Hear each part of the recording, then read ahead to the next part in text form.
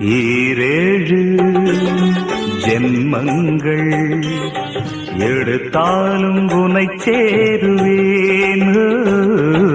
வேறாரும் நெருங்காமல் மனவாசல் தன்னை மூடுவே. உருவானது நல்ல சிவரஞ்சனி, உனக்காகத்தான் இந்த கீதாஞ்சலி. ராகங்களில் ஆலாபனை, மோகங்களின் ஆராதனை. உடலும் மனமும் தழுவும் பொழுதில் உருகும் ஒரு ஜீவன்தான் உன் பாடல்தான் ஓயாமல் இசைக்கின்றது.